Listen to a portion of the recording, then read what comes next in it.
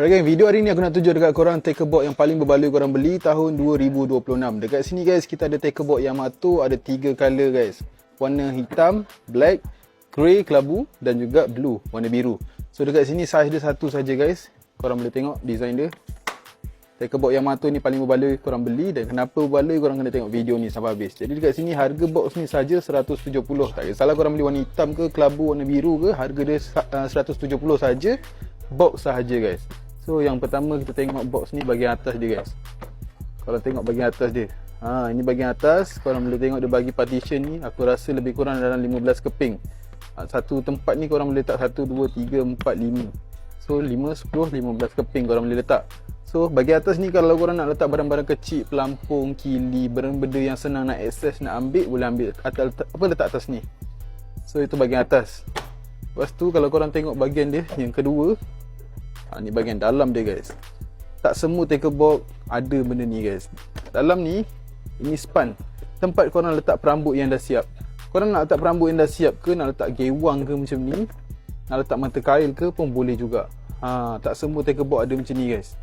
So kat sini, kalau kata mata kail korang yang mahal-mahal tu lepas mancing korang tak nak buang, tak tahu nak letak mana, tak nak sepah-sepah, korang letak sini guys. Aku jamin dengan korang kalau korang beli tackle box Yamato ni, lepas ni barang korang lebih tersusun rapi. So dekat sini tackle box ni dengan harga 170, korang akan dapat sekali dengan bekas ni. Ni bekas ni. Plier tu tak ada dapat. Plier tu contoh saja. So bekas ni korang boleh sangkut juga kat tepi ni. Kalau tak nak guna, korang boleh simpan. Lepas tu korang akan dapat sekali dengan jig box. Jig box ni kita tak ada jual asing guys. Kalau korang nak jig box ni, korang kena beli tackle box ni. Beli tackle box ni harga 170. Jig box ni pun korang boleh sangkut dekat belah sini juga guys. Tak ada masalah. Nampak tu, dia boleh sangkut. So dalam bahagian jig box ni guys, bawah-bawah tu ada lubang. Tempat letak jig tu ada lubang. Dan senang korang nak basuh jig korang yang berlumut ke, yang kotor tu ke, boleh basuh.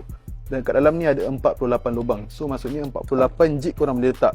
Tapi setiap lubang kalau korang nak letak double pun boleh juga guys. Nampak tu, letak double-double pun boleh. Kalau kata jig korang banyak kan. So itu bahagian luar dia. Kita tengok bahagian dalam dia guys. Korang tengok bahagian dalam dia, confirm korang puas hati punya. Ni guys. Ni bahagian dalam dia.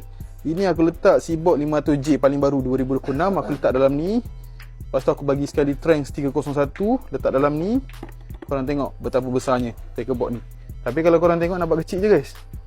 Tak nampak besar pun. Tapi dalam ni luas.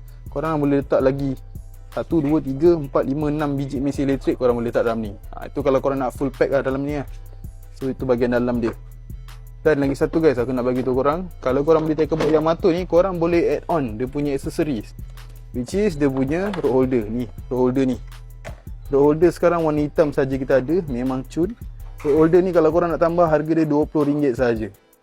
Kalau korang pakai rod holder, contoh dia jadi macam ni lah. Memang kemas guys. Nampak tu, memang cantik. Dan lagi satu aku nak ingatkan korang, tackle box Yamato ni material dia memang sangat-sangat tebal. So kalau korang duduk ke, korang berdiri ke atas ni, korang lompat pun memang takkan pecah. Nampak tu, memang keras. Ini buatan memang mantapnya guys, untuk korang pakai lama punya. Lepas tu dia bagi siap dengan temperature punya reader kat sini. Memang moden habis lah. So sesiapa yang nak beli tackle box Yamato yang paling berbaloi tahun 2026, ada 3 color, hitam, kelabu, biru. Nak tambah rod holder, harga dia RM20 saja. Kita boleh post satu Malaysia.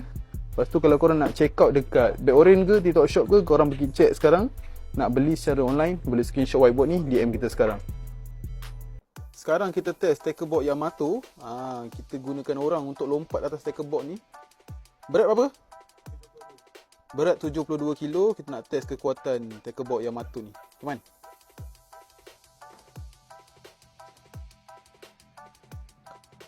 Lagi man.